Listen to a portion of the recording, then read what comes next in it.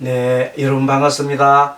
오늘은 방등경 강경 제 488일째 되는 날입니다. 오늘은 제 11품 방등경 보계보살품 강경하고 있습니다. 부처님께서 보방궁에 계실 때 동방으로부터 보계보살이 왔습니다. 보계보살이 와서 부처님 보살이 해야 할 정행 법인에 대해서 말씀해 주십시오. 그렇게 했습니다. 정행법인, 깨끗한 행, 그리고 법을 정명하는 그런 행을 하려면 어떻게 합니까? 이렇게 질문했을 때 부처님께서는 네 가지를 행해야 하느니라.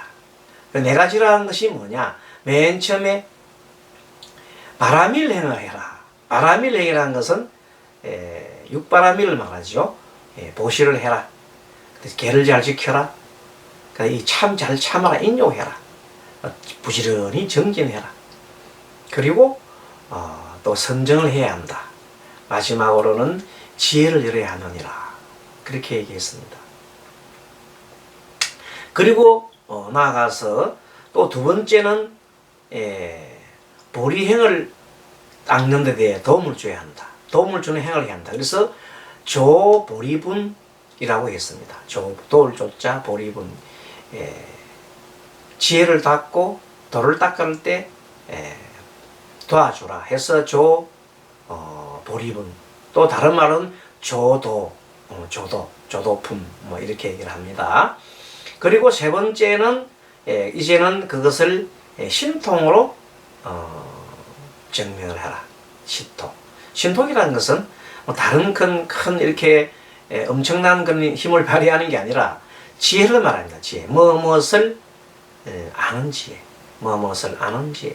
이런 식으로 숙명통이라든지 또는 또 타심통이라든지 이런 거죠. 다른 사람 마음을 흔히 아는 지혜. 또 천안통 미래를 흔히 아는 지혜. 시방 세계를 모르는 것이 없는지 뭐 이런 것들. 자, 그래서 그런 지혜를 갖추는데 원래 보통 육신통이라고 하는데 이 그 보계보살 품에서는 현저에서는 5품을 닦아야 한다. 마지막에 있는 번뇌를 완전 소멸하는 누진통에 대해서는 또 설명을 하고 있습니다. 왜 누진통까지 보살은 하지 않는가에 대해서 얘기를 합니다. 그리고 마지막으로는 중생을 이렇게 조복해야 된다. 좁자, 이때 좁자는 고를 좁자, 중생을 이렇게 마음을 고르게 해야 된다. 그래서 중생행 그렇게 얘기해서 네 가지 행을 해야 한다고 얘기를 하고 있는데 지금까지 쭉 이것이 1권, 2권으로 쭉 25권, 26권에 배치되어 있죠. 지금 우리가 26권 공부하고 있는데 거의 마지막 부분에 와서 이제 마지막 우리 부분인 신통 부분에 대해서 강경을 하고 있는 중입니다. 자, 그러면 지난 시간에 오늘은 우리가 512페이지부터 강경할 텐데 지난번에 511페이지 맨 마지막 부분에 이런 말이 나옵니다. 선남자야, 그 부처님 세계의 장엄은 미묘하게 하려먹고, 요때 뭐가 나오냐면 아주 무수한 억급 전에 어떤 희락급이란 아성지 희락급이란 급이 있었는데 그때 일체 중생 낙염 부처님이 계셨다고 그래서요. 그 부처님이 계셨는데 그때 부처님 세계를 갖다가 천간이라 이름했다. 그 내용입니다. 그때 그 실의 이름을 희락이라고 그랬거든요. 희락. 자, 선남자야, 부처님의 세계, 그 부처님의 세계, 즉 그 부처님이라는 것은 일체 중생 낙염 부처님을 말합니다. 세계의 장엄은 미묘하게 하려놓고 쾌락함과 훌륭함이 하늘과 다름없으므로 세계의 이름을 천간이라 하였느니라. 그 불토는 다 전단으로, 전단이 향이죠. 향나무. 향을 삼아 온갖 모래, 그리고 모래와 티끌, 안개 따위가 없고, 그리고 전단 향기만이 극하게 한량없는 불토에 두루 이렇게 풍기었다다. 그 땅의 주변에는 여러 연꽃이 피었는데 그 땅 여러 연꽃이 피었는데 낱낱이 연꽃에서 큰 광명을 이렇게 내어서 그 국토에 두루두루 비추어서 그러니까 연꽃에서 빛을 내니까 어둡지 않겠지요. 그리고 그 국토의 중생이 다 신통을 얻었습니다. 다 신통, 다 도인이야. 발을 땅에 밟지 않고 막 다닌단 말이야. 둥둥둥 다닌단 말이야. 좀 여러분이 생각할 때에는 좀 어떤 공상세계 같죠. 그러나 이러한 세계가 있다고 하는 겁니다. 한 사람의 일기까지도 모태에 태어나지 않고 다 바꿔놔서 온갖 여자의 이름을 듣지 않으니라. 여자 이름이 없느니라. 그렇게 해서 사람의 모태에서 태어나지 않단 말은 사람이 태어나는 게 이렇게 서로 남녀 간의 어떤 그런 것을 해서 나는 게 아니라 그냥 이성에서 저성으로 몸을 바꿔나는 그런 일종의 하늘나라의 사람들이 하는 내용이다. 그래서 천간이란 세계다 이 말입니다. 또 괴롬도 사막도 이름도 듣지 않으며 우리가 극락세계에 있다고 극락세계에서 남녀가 이렇게 뭐 색정을 가지고 이러는 거 아닙니다. 거기에는 남녀가 없습니다. 온갖 중생은 선정과 기쁨 먹이로 삼아 삼성의 이름이 없으며 모두 진금의 영락과 아주 보배로운 영락이죠. 영락 구슬, 도배구슬, 천간과 보배 천간과 보배 꾸밈으로써 스스로 장엄하여 일부러 머리털을 깎고 스님처럼 삭발하지 않아도 다 뭐라고 다 출가한 사람이라 보는 겁니다. 물들인 가사를 입지 않아도 다 출가합니다. 왜? 거기 있는 사람들은 전부 다 출가자가 다 된단 말이에요. 그리고 그 까닭은 온갖 물질을 다 버렸기 때문에 탐을 내지 않아요. 그 때문에 다 출가자다. 저 불토의 열에는 빛이 범천과 같아 범천의 몸을 나타내므로 보배를 연상하므로 다른 세계 보살들도 다 저기 부처를 보고 나서는 큰 기쁨을 얻느니라. 그랬어요. 선남자야, 저 부처님이 만약에 법을 널리 연설하여 교화하려고 한다면 그 법자에 올라 대중의 6다라소 높이에 계시어서 이렇게 대중의 6다라소 높이 공중에 있는 거죠. 있으면서 항상 요약하여 설법을 하였으니 왜냐하면 온갖 중생의 근기가 뛰어나고 영리하기 때문에 요약을 해서 설명해도 다 된다. 다라리만 이렇게 얘기해도 다 알아듣는다. 이 말이에요. 열의 말씀은 다만 한 글귀지만 중생들은 백천가지로 다 글귀로 해석하는지라 자기에 맞게끔 해석하겠죠. 열에는 항상 네 가지 청정한 법을 말씀하셨으니 자, 네 가지가 뭐라고 그랬어요? 맨 처음에 맨 처음에 바라밀을 청정하는 것이요. 둘째는 보조보리를 청정해라. 세 번째는 신통을 청정해라. 네 번째는 중생을 조보하는 것을 청정해야 하느니라. 이렇게 네 가지를 또 말씀하셨네요. 우리 서가모니 부처님도 말씀하셨지만 여기서 말하는 저 희락급 시대에 세계에 일체 중생 낭년 부처님도 같은 말을 하시는 겁니다. 부처님은 똑같지요. 그렇게 했을 때 보치보살이 부처님께 사례였습니다. 세존이시여, 어떤 것을 보살이 자기의 몸을 장엄하고 또 중생으로 하여금 큰 이익을 얻게 하나이까? 선남자야, 보살이 걸림없는 지혜를 갖춘다면 장엄한다 하리며 밝은 지혜를 일으킨다면 큰 이익을 얻으리라. 그때 부처님께서 이 법을 설하자, 그러니까 보살이 걸림없는 지혜를 얻어야 돼. 가장 중요한 것이 걸림이 없어야 돼. 걸림이 있으면 안 되겠죠. 밝은 지혜를 일으킨다면 큰 이익을 얻으리라. 자, 지금 현재 우리는 코로나19 바이러스 시대에 살면서 다 걸려 있어요. 어디 걸려 있어요? 코로나 바이러스에 다 걸려가 있어 지금 현재. 우리가 걸렸다는 게 아니라 그 생각이 집중돼 있다 이 말이에요. 정부도 국민도 종교인도 정치가도 다 거기에 매여 있어. 전 세계 사람들이 다 코로나19에 매달려 있다 집착한단 말이에요. 그런데 이제 이것을 바꾸어 생각하면, 생각을 조금 바꿔틀면은 그것이 그렇게 나쁜 것만은 아니야. 이 세상에 모든 것이 좋고 나쁜 것이 없다 그러잖아. 그래서 어떤 지금 보면 강화문 집회하였던 그런 많은 분들은 어떻게 얘기했습니까? 막 정부가 우리를 탄압한다고, 종교 탄압한다고, 왜 우리 보고 이 예배를 보지 못하게 하느냐고 막 아우성하잖아요. 그렇죠? 그런 거 많이 보지요. 그리고 지금도 많은 그 교회들이 대면을 하지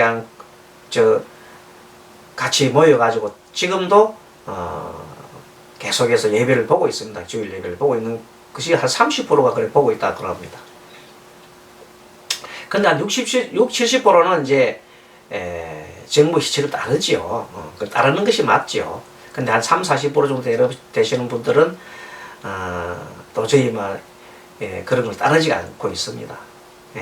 특히 이번에 8.15 광복절에 참가했던 그 교회에서는 뭐 정말로 숨어서라도 막 하고, 대구에서도 일 나오고, 대구 또 무슨 그 교회 그 관련된 교회 일 나오고, 온 지방에까지 다 퍼져가지고 코로나 바이러스가 막 흩어지고 있습니다.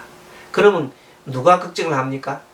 국민이 걱정을 하고, 전 국민이 걱정하고, 또 이 정부가 나라에서 대단한 걱정을 합니다. 물론 국민이 더 걱정을 하지요.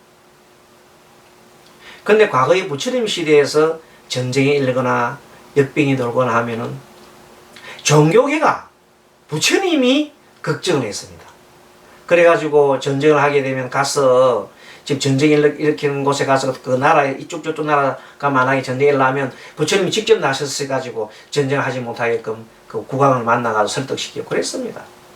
종교가 나라를 걱정해야 되지, 나라가 종교를 걱정하면 되겠습니까? 아니죠. 그러면 종교가 무슨 필요가 있습니까?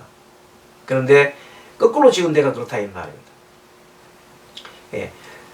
종교에서 나라를 걱정하고 백성을 걱정하고 국민을 걱정하는 것이 맞는 겁니다. 거꾸로 나라가 종교를 걱정하고 교인들을 갖다가 어떻게 코로나 걸릴까 해서 걱정을 하고 뭐 그런데도 불구하고 숨어 다니고 안 받으려고 숨바꼭질을 하고 그래가 되겠습니까? 이런 와중에 또 양심 있는 개신교 목사님도 계십니다. 인터넷에 보니까 이런 것이 왔어요. 이런 코로나 시대에 정말로 주는 메시지라는 것이 나왔던데 한번 보니까, 자, 마스크를 우리가 착용한다는 것은 입을 딱 묵은하고 담담하고 가만히 좀 침묵을 지키라는 뜻이다. 마스크를 한다는 것은. 그 다음에 두 번째 뭐냐면, 손을 자주 씻으라는 것은 마음을 잘 닦으라는 얘기다. 그 개신교에서 마음을 잘 닦으라는 그 말은 참 신기하게 들리기도 하고, 어찌 보면 참 좋은 메시지 같아요. 마음을 닦으라니까. 그 다음에 세 번째, 대면 예배를 중재하라는 것은 뭐냐면, 그 교회의 틀 속에 모여가지고 그 속에서만 잔치를 벌이지 말고, 잔치를 벌이고 막 거기에서 가지 말고, 하느님 아버지하고 막 찾지 말고, 어디서나 내가 가는 곳 어디서나 하느님을 바로 볼 수 있도록 해라는 뜻이다. 얼마나 그건 대단한 발상입니까? 그래서 그 맞습니다. 이 하느님의 그 은총, 하느님의 그것은 어디 지구에 어디에 없는 곳이 없단 말이야. 그렇죠? 불교에서는 그걸 뭐라고 합니까? 법신이라지, 법신. 불교에서는 진여, 법신이라고 하기도 하고, 또는 비로자나라고 이름하기도, 비로자나 부처님이라기도 합니다. 형체도 없고 눈에도 보이지 않지만 비로자나라 하지만, 기독교에서 말하는 그런 이유는 뭔가 하면, 지금 이 목사님이 주장하는 것은 뭐냐면, 그런 하느님은 그 어디에도 항상 마음만 일으키면 그 하느님이 연결될 수 있다고 본 겁니다. 어찌 보면 상당히 불교적인 내용이죠. 그러나 그것이 그 목사님이 정말로 훌륭하신 분입니다. 양심을 가지고 이해합니다. 그리고 집합하지 말라, 모이지 말라고 한 건 원래 우리 예수님의 첫 가르침은, 예전에 최초의 가르침은 교회를 설립해 가지고 이렇게 모이지 말라고 그랬어요. 왜 그런지 아십니까? 그 예전에 구약 시대에 교회를 만들어서 사람들이 모여서 제사를 지내고, 그 다음에 그때는 제사장이잖아요. 유태인들이 그때 제사를, 의식을 지도하는 사람, 그게 랍비라 그래. 랍비들이 제사를 진행하고 막 그런 거예요. 그런데 그렇게 보면서 폐단이 많잖아요. 그걸 봐왔기 때문에 하느님께서는 광야를 다니시면서 어떻게 했습니까? 바로서 광야에서 바로 하느님 만났잖아요. 성경에 나오잖아요. 광야에서 하느님 목소리를 듣잖아요. 교회에서 들은 거 아니다 아닙니까? 그러니까 예수님께서는 그렇게 교회를 회당을 짓고 사람 구속하고 얼금매고 하지 말라고 그랬어요. 근데 지금 이 세계는 어떻게 되었습니까? 예수님 돌아가시고 한 2000년 넘은 이 시대는 다 교회 회당을 만들어서 틀을 만들어서 놓고 그 속에 꽁꽁꽁 묶여놓고 그냥 사람들, 그 속에 있는 사람과 밖에 사람을 차별하고 그렇게 하잖아요. 그런데 지금 이 목사님은 그것을 타파하시고 그 예전에 진정한 예수님으로 돌아가셨다 이렇게 봅니다. 어찌 보면 이분이 예수님의 가르침을 그대로 전하신 분이라고 볼 수 있어요. 그래서 정말로 훌륭한 분이 계시는구나. 그러면서 그런 집합된 건물 속에 막 들어가서 교회를 크게 짓고, 그런 세계에서 가장 큰 교회를 짓고 그런 거 하느니 차라리 그 돈 가지고 어떻게 해라, 소외된 이웃들을 돌보라. 그것이 진정한 예수님의 가르침이 아니냐는 겁니다. 맞는 얘기죠. 그것이 어떻게 부처님의 우리 하고 다르겠습니까? 부처님이 가르치는 다르겠습니까? 똑같습니다. 그게. 자, 이런 차원에서 보면서 이때 그렇게 해서 걸림없는 지혜, 그 교회란 틀 속에 갇혀있지 말고 교회가 커야 하늘에서 하느님이 잘 보인다는 이런 어리석은 생각하시고, 어떤 목사님 있잖아요. 교회는 크고 봐야 됩니다 하면서, 우리나라 한 교회 목사님 계시죠? 그분이 왜냐하면은 커야 하늘에서 잘 보일 거 아닙니까?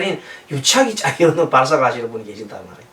그런데도 그 목사님 보고 좋다고 막 환호를 하고 이런 게 어찌 보면 대중 체면에 다 걸린 거 아닌가.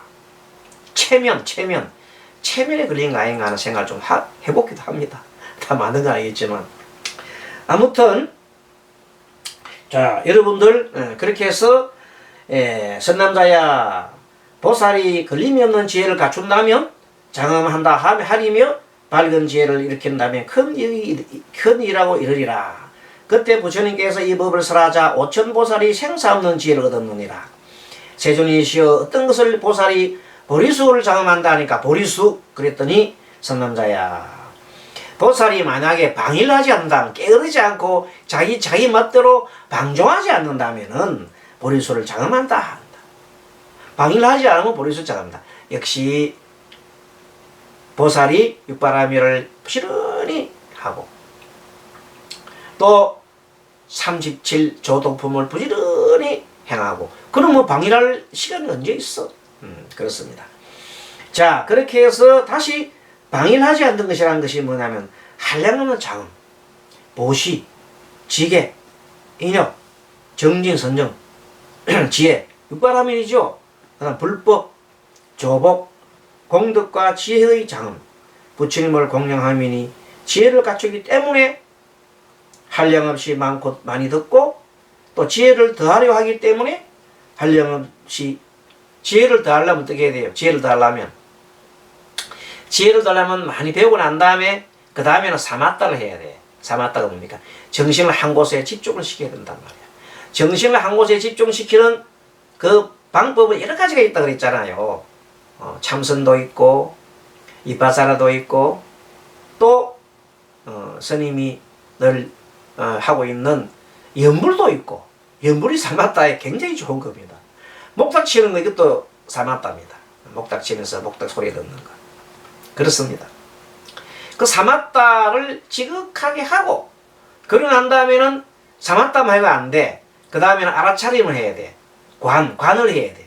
그래서 내가 지금 현재 마음에 무슨 마음이 일어나는지, 내가 지금 어떤 생각을 하고 있는지, 어떤 느낌이 있는지, 마음속에 분노가 일어나는지, 탐심이 일어나는지를 가만히 바라보고, 탐심이 일어나면 탐심을 있는 그대로 보고, 탐심이 일어나지 않게끔 이렇게 마음을 쓰고, 또 성님이 일어나면 성님이 일어나지 않게끔 또 바라다 보고, 이렇게 마음을 관하는 것을 보고 우리는 관이다, 관순이다 그러잖아요. 그것을 보고 비파사나다 그러잖아요. 책에서는 비파사나라 이라 비파사나 비파사나.